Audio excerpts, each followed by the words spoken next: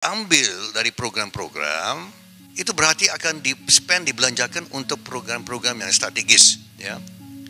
Ada program-program perjalanan dipangkas, perjalanan ke luar negeri dipangkas.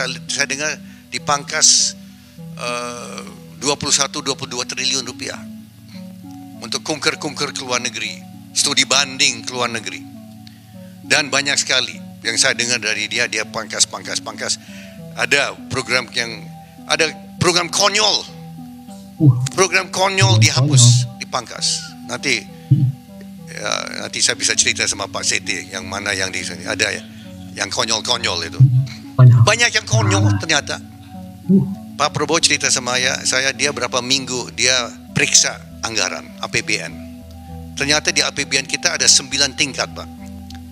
Ya, biasanya presiden menteri periksa sampai tingkat ke-3 ke-4. Prabowo periksa sampai tingkat ke-9, Pak. Tingkat ke-9 dibongkar semua, Pak. Halo, Assalamualaikum warahmatullahi wabarakatuh. Kembali lagi di channel Black Lopo. Terima kasih sobat sudah hadir di video ini. Bagaimana kabarnya sobat? Semoga sobat selalu sehat, selalu menerima Allah, dan selalu diberi rezeki yang berkah berlimpah. Amin ya Allah ya Rabbal Alamin. Bayangkan ya, jika Indonesia bisa mencapai pertumbuhan ekonomi hingga 8%. Gak kebayang ya, kalau misalnya kemarin malam bahwa kurs dolar, 1 dolar bisa 8.000, maka semua barang, BBM atau apa, pasti murah dan pasti ya bisa kembali enak gitu ya, ekonomi semua pada murah kalau dolar bisa 8.000 kayak kemarin Google rame itu ya, turun 70%. Nah, 8% banyak yang pesimis, tapi Presiden Prabowo bersama jajarannya optimis.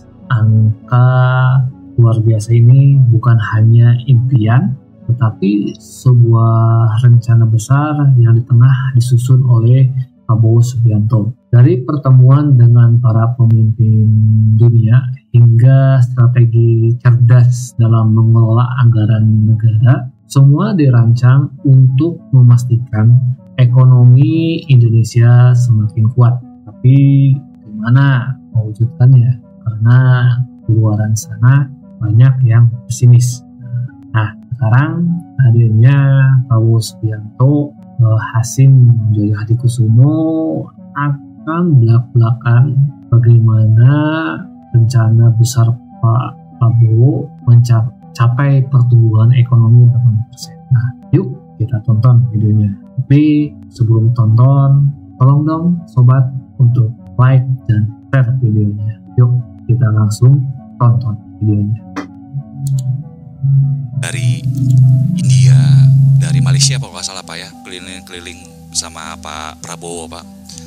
Ada kabar apa nih Pak? Investasi di sektor ESG atau apa yang bisa di-share Pak ke kita Pak? Dan mungkin ada kabar-kabar bagus Pak terkait investasi atau ekonomi. Dari India, sebetulnya pihak India sangat tertarik, sangat berminat untuk ikut partisipasi dalam program-program yang akan datang, ya. Namun mereka juga ada curhat, ada keluhan, karena ternyata neraca perdagangan Indonesia-India sangat memadai bagi Indonesia. Kalau nggak salah defisit perdagangan itu mencapai sampai 13 miliar dolar. Itu memadai bagi kita, positif bagi Indonesia. Kenapa? Karena mereka adalah konsumen sawit, ya, kelapa sawit, dan konsumen batu bara. Ya, batu bara besar, sawit besar. Itu keluhan-keluhannya yang saya sendiri terima. Saya dapat dari Menteri Perdagangan, itu ada imbauan sekaligus ancaman yang saya dapat. Ancaman yang secara diplomatis ancaman, tapi ancaman juga. Kalau Indonesia tidak imbangi dan berusaha menutupi defisit yang besar, India akan cari sumber-sumber lain. Itu yang saya mau buka, ya. Pesan yang juga merupakan ancaman.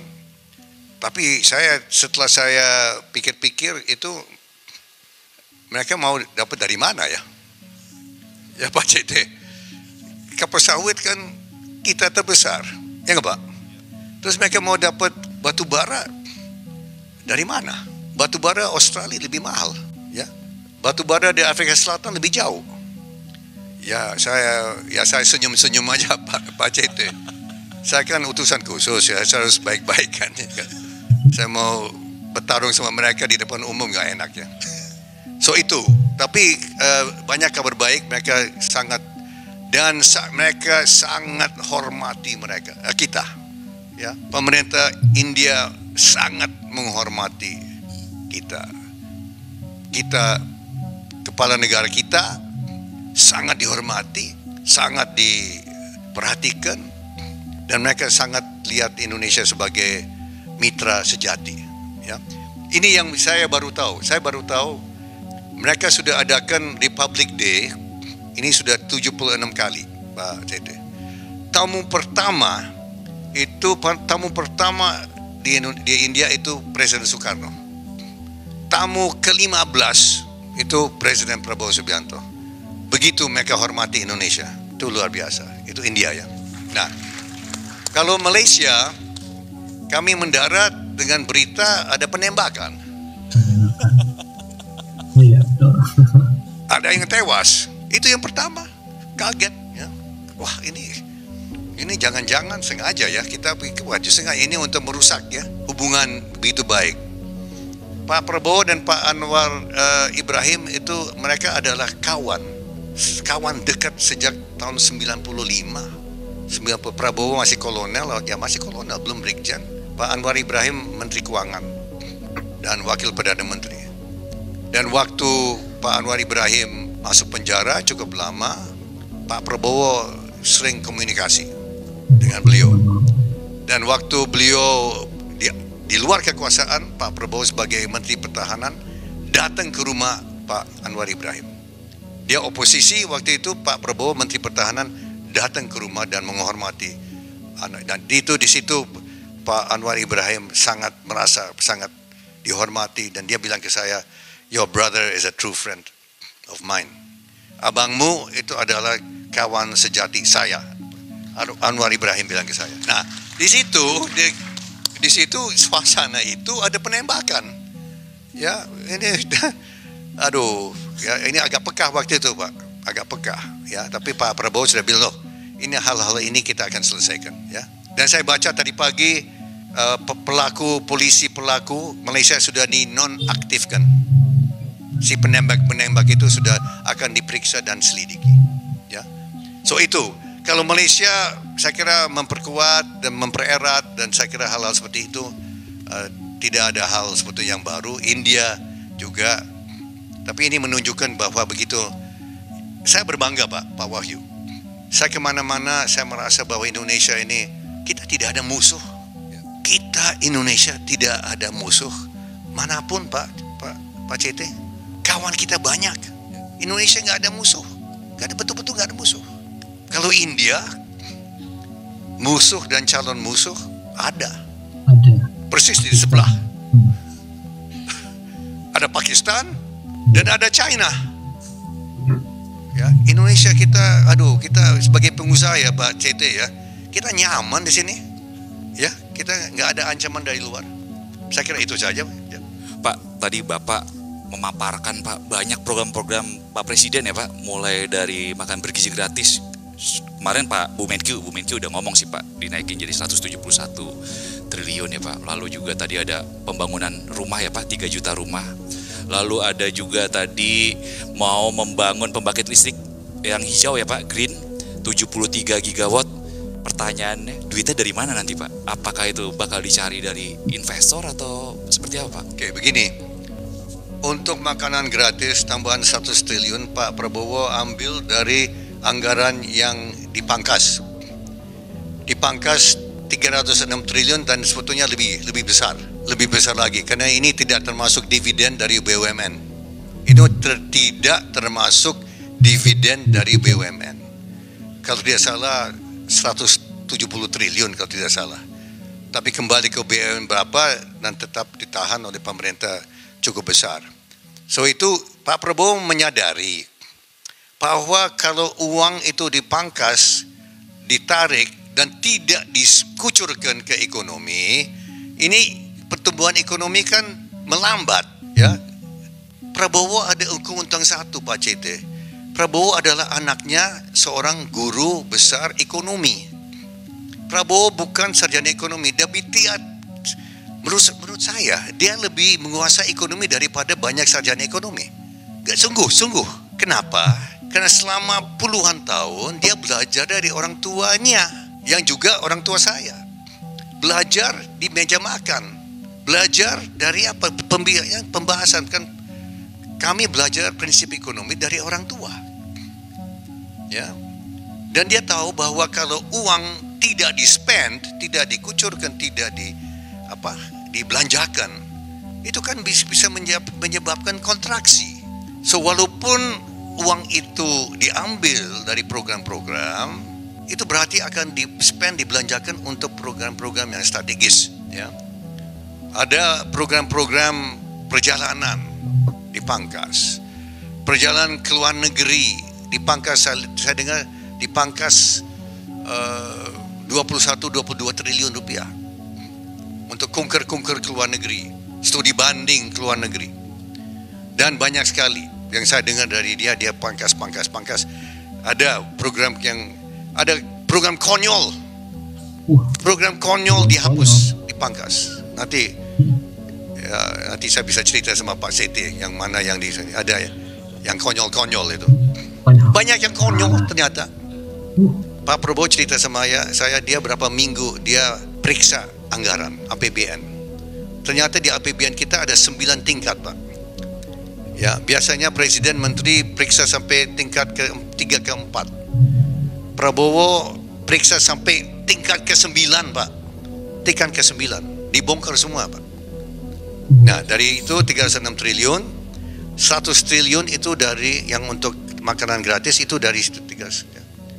Nah, untuk perumahan, dana itu dari beberapa sumber. Yang pertama dari developer dari luar negeri, investor dari Qatar, dari Abu Dhabi, dari tempat lain, mereka akan bawa uang.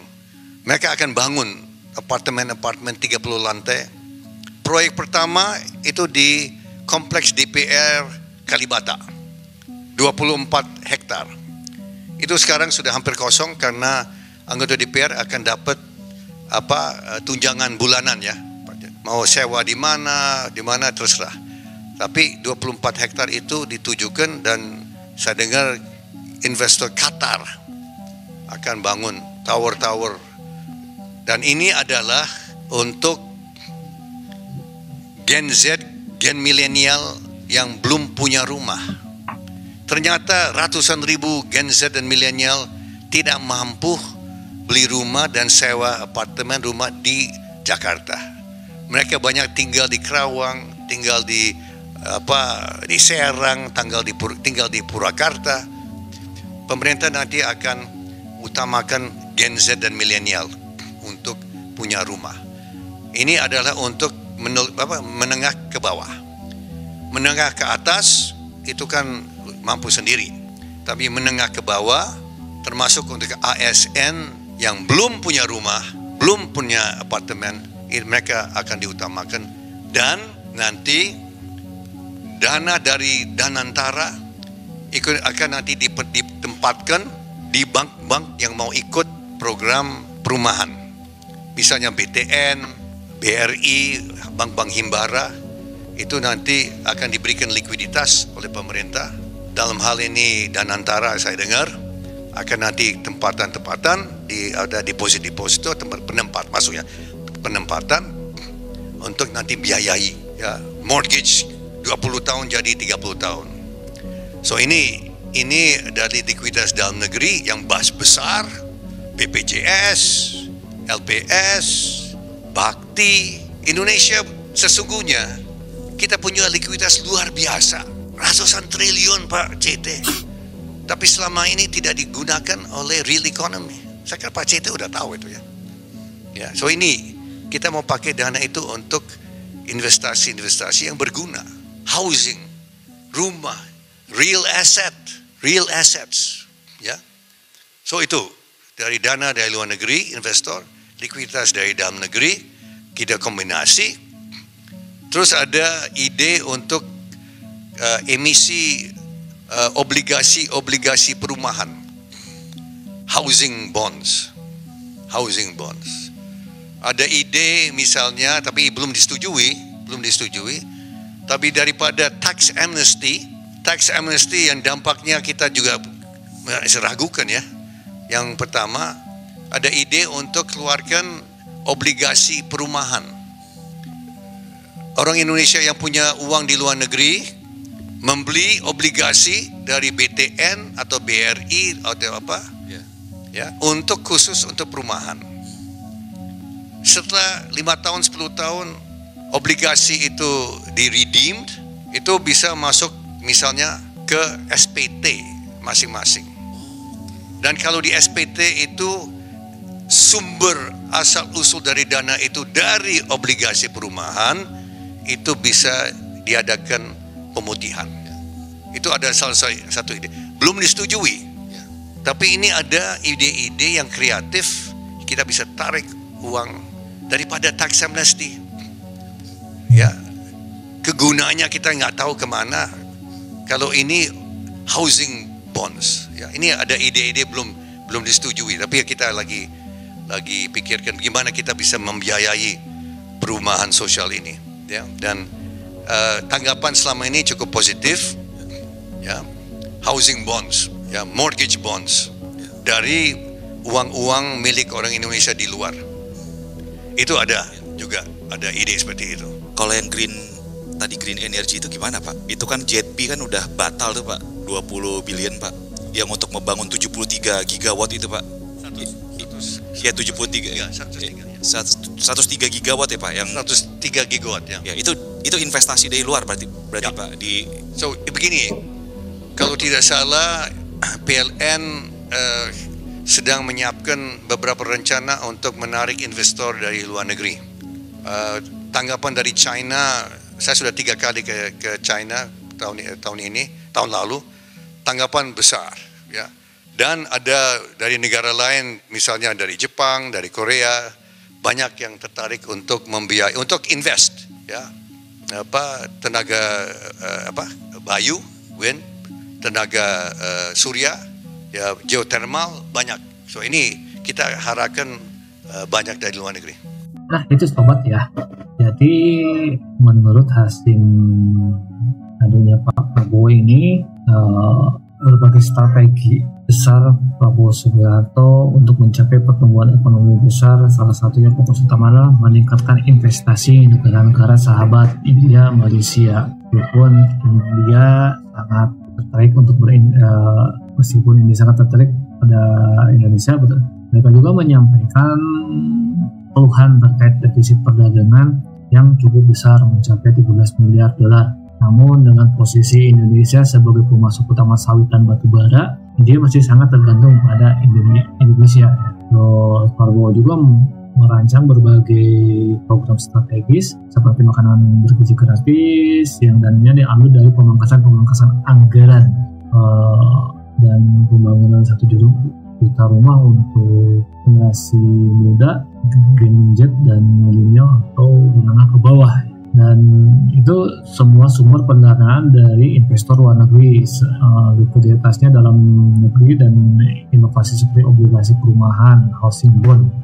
Nah, dalam pemotongan anggaran juga ternyata ada 9 tingkatan ya. Nah, Prabowo sampai memeriksa ke 9 tingkatan tersebut dan ternyata banyak anggaran APBN yang konyol-konyol. Itu menurut Hasim ya, yang konyol-konyol.